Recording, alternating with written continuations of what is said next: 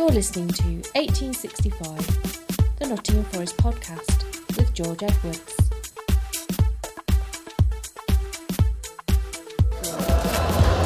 Hello, welcome to 1865, the Nottingham Forest podcast, and our match report following Forest's Europa League quarter-final first leg at Porto, where they got a 1-1 draw. Very good result and very good experience. I'm here with Tom Newton, talking 5 minutes after the full-time whistle, and we're going to take you through everything that went on in the game. But firstly, to the experience of coming to Porto. I mean, some Forest fans have been here before, and we had the rain of Braga and the awful performance, but coming here in April, the sun was shining, 2,000-3,000 Forest fans taking over Porto. It felt a bit like Seville to those fans that went there, and it's almost like a full circle to go from Seville, then to Graz and through Europe with pretty poor performances, but to come back with positivity as well that stemmed from that Betis game. Tom, how have you felt being back in these European away days? Brilliant, to be honest. It's great when you've got like 2,500 Forest fans in one area and everything like that. So yeah, been a really enjoyable experience and everything. So and regarding the result, it's a very good result because, as you saw, people watching it back at home, it wasn't an easy game, and we got out with a 1-1 draw, which is respectable in my eyes. And I think the magnitude of the result can be shown by the fans at full time, and during the last 10 minutes of the game, nobody stopped singing because we know how important it is to get that point. I think playing away first, home second has really helped Forest here, because we were a bit dubious when the team news came out. You probably agree with that, and a lot of Forest fans were thinking after sort of 2 weeks off, Pereira would go pretty strong as he did in his first game at Fenerbahce, but it probably makes sense to make the changes. We've got a result now, and it wasn't pretty, Tom, but it got the job done. Yeah, definitely. I mean, I looked at the team news, and it's like we said it against Michelin, didn't we? And got the job done at the end of the day, and come here against a better opposition and come out, drew the game 1-1, get back to Nottingham, and it's home advantage for us, and it's going to be a packed City ground, and I'll make Forest favourites now, because Porto would have liked to have won the game here to take like an advantage back to Nottingham, but it hasn't happened. Like I said, we're a packed City ground, home advantage, etc. I think we're going to the game with a huge advantage. Definitely. So on to the team news then. So the back three came in. It was Stefan Ortega in goal, Morato, Abbott and Murillo across the back three, and Doy back were wing backs, Yates and Dominguez in midfield, McAtee, Gibbs White and Wood the front three. In the first 10 minutes, Tom, I think the heat maybe played a factor, but Forest just weren't alive. They had 3 or 4 chances that were exactly the same, that were straight at Ortega, and then 10 minutes in, the first one goes in, ball in from the right side, it's headed in. And it was just a common theme of the opening 10 minutes, Tom, wasn't it? Because the players just aren't adjusted to the conditions, I don't think. Yeah, that goal was coming. We were second best and didn't get out of the traps quick enough, and they punished us. You could see it coming. It's how Porto obviously made the move, come down our right, their left back post. You can't miss, can he? And you just think it's a bit of an onslaught, and you would have thought that the second goal would come after that, because it was all Porto, wasn't it, to the end of the day? And yeah, it's one of those where Forest second best and got duly punished for it. But then 3 minutes later, they give it an absolute lifeline, aren't they? Because I was thinking from that 1-0 and from how the game started, Ortega making 3 or 4 saves in the first 10 minutes, that it was only going one way. But then, an absolute blunder. There's a ball. What's the guy's name? It is Fernandez.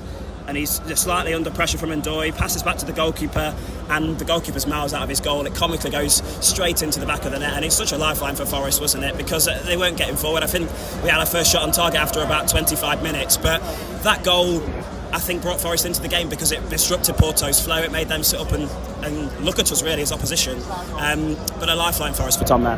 Yeah, very fortuitous goal. We're thankful for it, because like we just said, it was all Porto, and Forest needed a break and it wasn't coming, and thankfully the Porto player scores the own goal from 25-30 yards out, Costa in no man's land.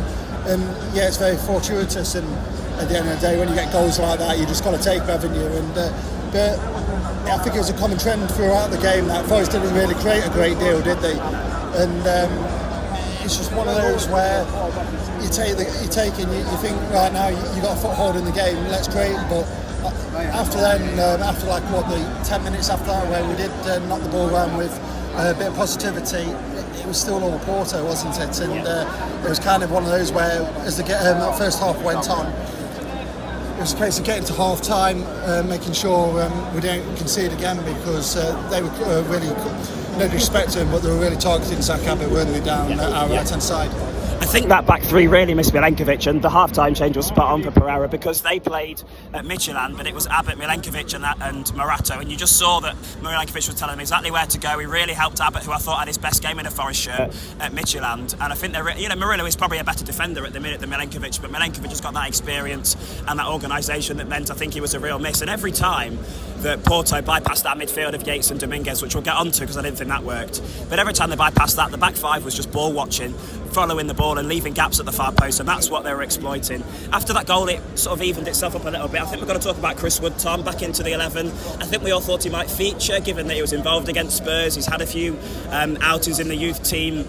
Didn't really have much of a sniff. I think he had a sort of header towards the end of the first half that was snuffed out, but very few scraps to feed off. How did you think he went on, and was it a surprise to see him from the start, as many thought he might come off the bench rather than starting the game? Yeah, it was a surprise with him starting, but I think it was a case of just getting minutes in the legs, because obviously they've got the key Premier League games coming up and everything, and it's just one of those where it's kind of like just get minutes in his legs, and we've done that, etc. And it is a positive going into the final few games of the season. And I mentioned there that Forest struggled because of the issues with the midfield. What do you think the main issue was in the first half? Because albeit we got into the game, we never really controlled it at any point, did we? No, we didn't get any control in the midfield. We missed the importance of Sangari and Anderson in there, and it was just a case that just need to get a foothold in the game, and Sangari and Anderson give you that, and when them two are missing, we lacked that quality, didn't we, with the ball and defensively.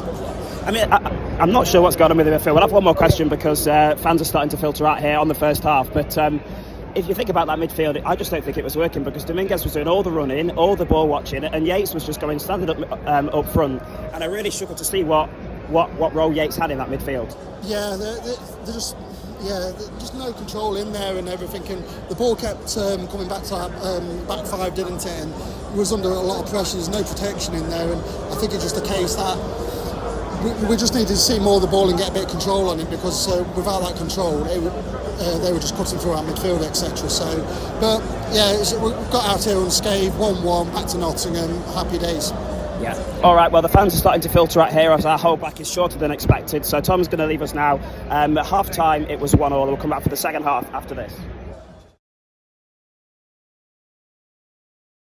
The 1865 Match Report. Hello, welcome back to 1865, the Nottingham Forest podcast, and our match report following the quarter-final Europa League first leg at Porto that has resulted in a 1-1 draw that Forest will take back to the City Ground. Now, Tom Newton has tried to leave the stadium, but the holdback is carrying on, so I don't think he's got very far. But I'm joined now by two Forest fans, Kian and Nardo, who are going to discuss the end of the first half and the start of the second half. So, I mean, the first half ended, guys, by... It was almost like a basketball game, like a Champions League game at times, because when you look at Champions League football, both teams sort of go for it, and that's how this game sort of felt. Once the goal went in to make it 1-1, sort of Porto settled a bit, Forest grew into the game, albeit we never really had any consistent attacking threat. It looked far more even, didn't it, as that goal went in? Yeah, I think Porto had the better chances. We never looked like creating anything, especially at the end of the first half. Porto, they weren't all over us, but they were definitely, I think, the better side going into half-time, and they definitely could have nicked it. Yeah, and then onto our sort of attacking play in the first half. I mean, mainly it was from, I thought, backward, driving inside. I thought he found some good balls up to Chris Wood, who was pretty isolated. Gibbs White was really marked out of the game and failed to have much of an impact. So going forward, Kian, what do you think the main issue was in that first half? There just wasn't enough movement. I thought McAtee actually had a decent game in that left kind of 10 or right kind of 10, whatever you want to call it. But no, like you said, Wood being isolated, we were too slow in moving the ball at times. All in all, it is a good result. We're not going back to the City Ground losing. But also on another day or with a stronger team, I think we could have won tonight.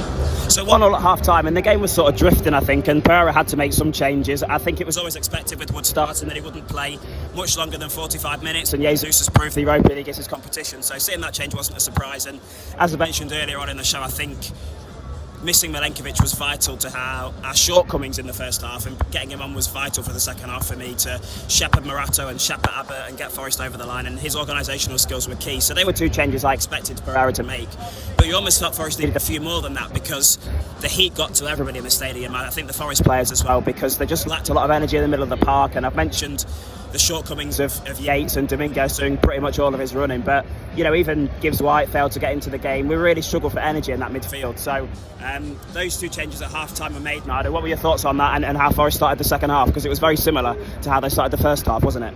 I think the changes were justifiable. I mean, the way the changes were made, you think Gibbs White coming off, why are we doing that? But they've got a big leg next week.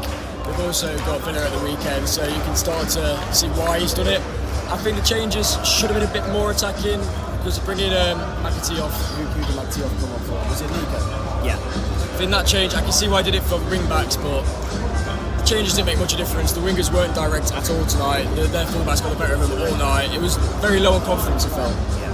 Yeah, Backwell went off for Williams, didn't he? But what do you think the wing back's role is in this system, Kim? Because we've seen it twice in two very different games. I think away to Midtjylland, Forest were obviously losing the game. It was Bakwa and Ndoye, and they were very much tasked with creating the play and getting forward, whereas tonight it was more, we've came here to get a point, we've came here to try and make sure we've got something to hang on to at the City ground.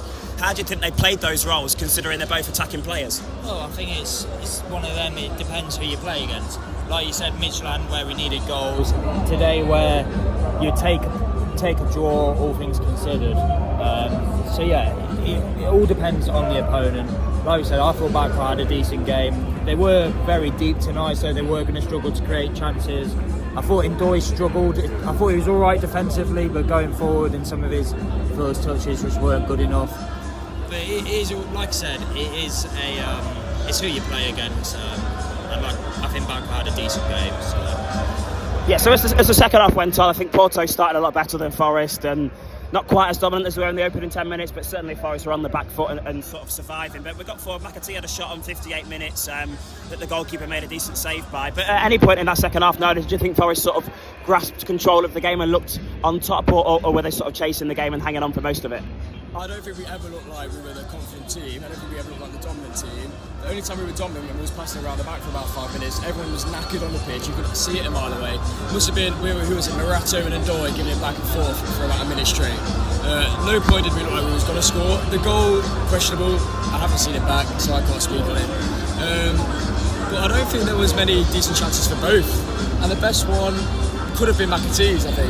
Yeah. I think he still had time to keep going. I don't think he was wrong for shooting. I mean, from my angle, I'm quite straight onto the goal, so I don't know how close it was to the keeper, but the game died out very, very quickly, and the players were knackered. You can see it after the 70th. Yeah. And if you look at the stats, actually, I mean, I thought Forest were a lot more defensively sharp in the second half, but Porto still had more shots in the second half, 9 in the second and 7 in the first. So, in terms of Forest defensive control, Keane, across the game, what did you think?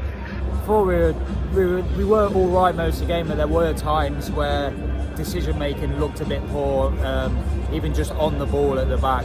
Some of the passing, I thought they weren't helping each other out, and that was the main thing. I thought Zach Abbott actually grew into the game as it went on.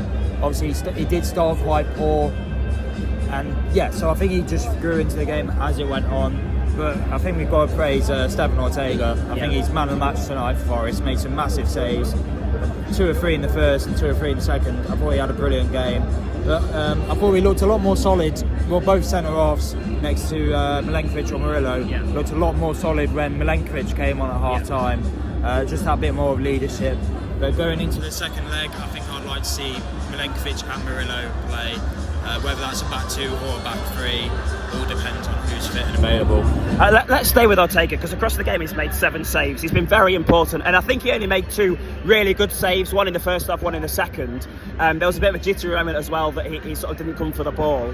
But his distribution as well, there was a time in the second half where we were being pressed, and I think Sells would have just beaten it out of play, but Ortega, with one guy running at him, no other passing options, played a beautiful ball 20 yards into the sort of the centre circle where Gibbs White received it, and that's his confidence and experience in European competition, and playing at a club like Manchester City. I think he was very commanding in his box as well from corners that Sells often struggles with. Quite clearly, I think he was the man of the match. He should have been tested a lot more, by the way, particularly in the first half. There was a few routine saves that Porto should have done far better with. But how good is it to have that real competition in goal? Because Sells might be looking to play at the weekend, given how Ortega played today. Well, it's good. It's always good to have options. Obviously, the other year we had Vlachodimos and Matt Turner, and now we've got two options that realistically Can be number one. For me, Ortega is our best goalkeeper. I think that distribution just edges him over Sells. But that's what you get from a goalkeeper that's played under Pep Guardiola at Manchester City. And for the price we got for him, what was it, around 700,000? Probably not even that. I think we've got a really quality keeper, and at least he should be the European goalkeeper. If Sells is going to be in the Premier League goalkeeper, I think Ortega, with his experience in Europe, it should be him. Obviously, we don't know how many more games we've got left of this competition, but yeah, really impressed with Ortega tonight. Happy with him. So on 60 Minutes, Forest made a couple of changes. Bakwa and Gibbs White were replaced by Hutchinson and Nico. And we'll get to the goal that came a few minutes after that. But those changes, Nardo, was it sort of Pereira looking to the weekend as much as trying to balance this game, do you think? I think I wanted him, I don't know about other fans, to make changes more to put more of the first team on, get the boys going. I know they are first team, but I think he is looking to Sunday, 'cause as much as we want to go all the way, the Premier League status is absolutely massive. It's all good winning the Europa League, but then going down, they're not two things you want to go together. Changes were okay. I thought Nico looked alright when he came on. I felt a bit more confident at the back and going forward. It was just a shame that the crosses into the box, not much to do, but it was not that tall, so you can't expect them to happen. And the goal came from what I think was a cross. A shame about it being disallowed. Again, I haven't seen it. It looked clear and obvious goal, but I don't know. And while we're talking about those changes that were made and the lineup that Pereira brought, how much credit does he deserve? Because it's a very similar side, as we mentioned, that Deitch put out, and a very maybe similar performance to what we played in places like Braga. But Pereira's motivated them, and he's got them digging in and fighting. And yes, we're going to look at times with some poor shooting and good saves from Ortega. But a very similar team a few weeks ago would not have been able to come to this place, this performance, with this much pressure in a match, and keep themselves in it, show the character, and get a really good result that sets Forest up for a really good few weeks. So how much credit does Pereira deserve for fostering that performance that I don't think Deitch, Ange, or maybe even Nuno would have done? I think he deserves a lot of credit for the way the boys reacted. I mean, first 10 minutes they were all over us. It could have easily been 2 or 3. Going down after 10 minutes, I know the goal wasn't worked by ourselves. I know it was a mistake at the back, but you've got to press them to let them make their mistakes. And us doing that, it deserved a lot of credit after as well. We still have another 80 minutes to play. And they did the clear and obvious chances, the one where Murato is beaten at left back and Ortega's been forced to a great save. And I think it's really, really good showing after 10. It's such a shame we didn't create any clear-cut opportunities. And that's the one thing that I think's let us down today. So after those changes, 2 minutes later, Forest had the ball in the back of the net. It was a very good run of play from Forest, and the right McAtee and Hutchinson linking up. And then the ball sort of came towards the goalkeeper and Jesus, Costa, the goalkeeper, and they sort of clashed in the air. To me, from my vantage point, and I was sort of facing the way the players were going, it looked like Costa collided and ran into Jesus. Jesus just managed to get his foot there, nick it off him. The goalie rolls around like a baby while Jesus manages to compose himself, go around the defender and slot it in the net. And I thought, there's no way that's not a goal, but goalkeepers are so protected. And once the referee had given the decision, I thought there's no way they'll overturn it. But I've not seen it back. I don't think anybody in the stadium has. I find it really hard to believe there's a foul in there, because Jesus has just got his foot there first. And if that's anywhere on the pitch, there's not or any other position, if it's not a goalkeeper, if it's a defender going in for that challenge, I highly doubt there's a foul given there. I think it's just because goalkeepers are so protected, and whenever they seem to go down, they always get what they want. Kim, what were your thoughts on the disallowed goal that would have given Forest such a brilliant result and leverage in the tie? Well, I can't say I've seen it back, so I'm not going to say it is a foul or it's not a foul. But from what I think, it looks soft, and it looks like you said, it looks like just a 50-50, where Costa's gone down quite easily. Like you said, the goalkeeper protection in football in general is getting to a point where it can be used as a tactic. I'm not saying Costa used it as a tactic, but it definitely, him being down, obviously swayed the referee's decision. I knew from the minute it went into the net, it was never going to be given. The keeper just stayed down for so long. If he'd stayed up and just tried to play on, I think you get that goal. Because like you said, if that happens anywhere in the pitch, I mean, not off tonight, because the ref gave everything to Porto, anything soft, he just gave to them. But anywhere on the pitch, that's never a foul. And I do need to see it back before I can actually say it should have stood, but I guess I'll see that on the highlights. Yeah. After that moment, I think there was a lot of dejection. It took a little bit out of Forest because they've worked so hard to get themselves up the pitch. Obviously, as we've mentioned, chances were quite limited throughout the game. And getting forward, getting ahead in such, surprise fashion as the first goal was, it'd have been so funny for Forest to score 2 goals like that as well, wouldn't it? But they then had to sort of ride the luck again. Porto came forward, a few decent saves, Ortega, and then Gull got one wide on 70 minutes. Forest then made a change. Sangare came on to replace McAtee, who I was quite surprised by, as I mentioned. I thought Yates had to go off. I thought particularly second half, he just became ineffective. He was just running around chasing Porto players, trying to get his body in the way and buy fouls that just wasn't working. So I was really flummoxed that Yates wasn't going off, because it was just the one-man midfield with Dominguez in there, who I thought was probably Forest's best player, because he was really on his own in there. And Sangare comes on and sort of shows it up a little bit. Porto come forward towards the end, have a few chances, but there was never really much concrete threat, and there was no really new themes emerging during the last few games. I think both teams were tired going towards the end of the game, and Forest were really just trying to sit on that point that they did so well. Milenkovic's experience was vital to that, Nardo. So as we went into the last 10 minutes, the fans got really behind Forest. Were you pretty confident about the result staying at 1-1?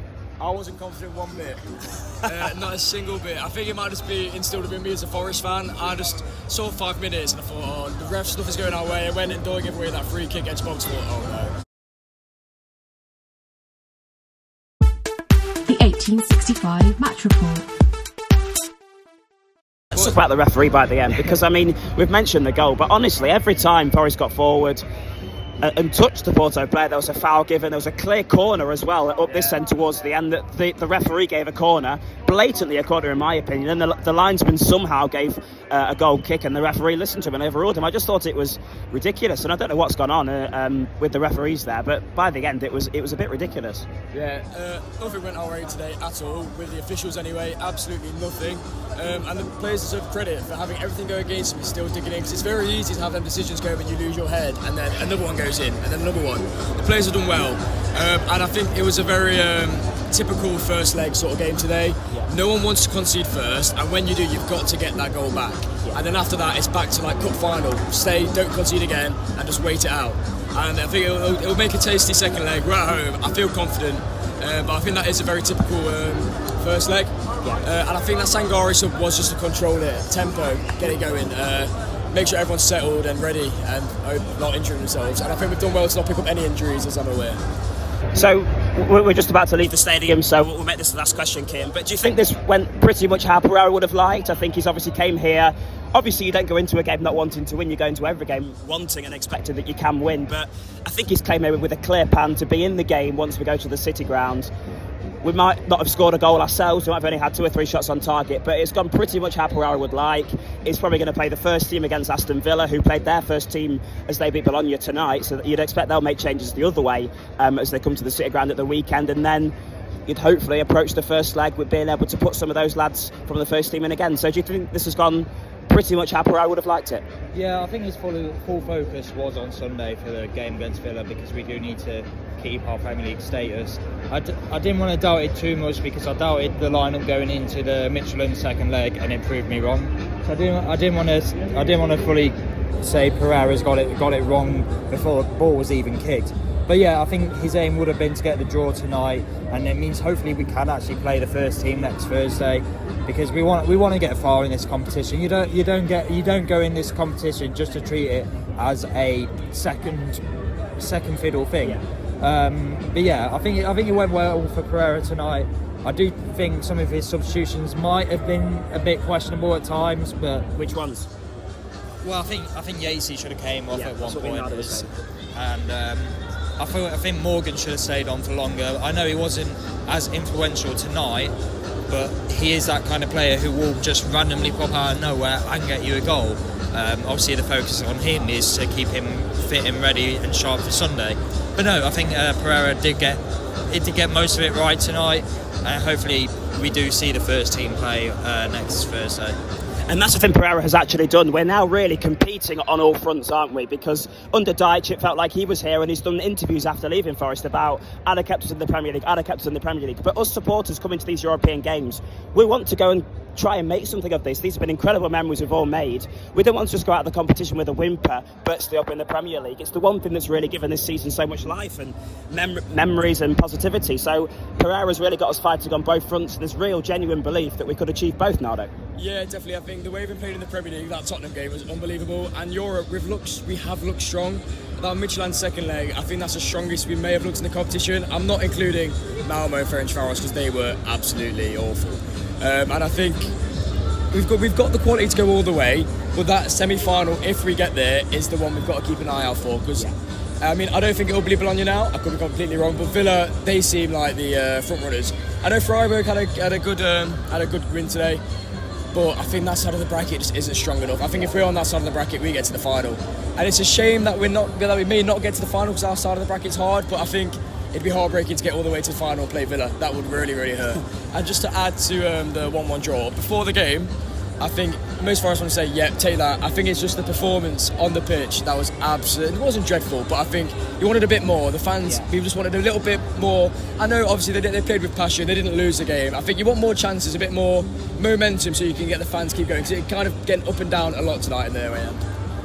And just before we go, guys, I mean, me and Tom spoke about the experience before. What are your guys' thoughts on Porto and how much you've enjoyed the trip? Because for me, and I've done all 7, it certainly has been one of the best. This is the best place I may have ever been. I love this city. It was absolutely amazing. In the sun today, and then just by the river, even by the square, it was great. The locals were lovely as well. Everything just kind of felt great this week. And if this is to be the last away game in Europe, bar Istanbul, it's a good one to go out on. This is a very beautiful place. Yeah, for me this is the first trip I actually haven't travelled on the day for. We travelled down on a Tuesday, got a bus overnight to Porto. Yeah, it's been an unbelievable trip. So many Forest fans, brilliant weather today. Some people, obviously last night, some people handling their drink better than others. So yeah, overall an unbelievable trip. It's been my favourite one. I did Braga, I did Utrecht. I should have been in Betis, but we don't talk about that. But no, really good trip, really good time, with some great people as well. And fly back to England tomorrow, ready for Villa on Sunday. Lovely. Well, thank you, Nardo, Cian and Tom. Thank you for listening as well. Hope you enjoyed our live from the in-stadium podcast. And sorry that we've got no video content for you this week. But if you enjoyed the show, you can go to the website, the words 1865.football to find us on social media or where you can listen to the show. We'll be back after the Aston Villa game with a match report later on. Thank you for listening and come on, you European Reds. You've been listening to 1865, the Nottingham Forest podcast. Follow us on X, Insta, TikTok, Threads and Blue Sky, and listen via Apple, Spotify and YouTube. All the links are available at 1865.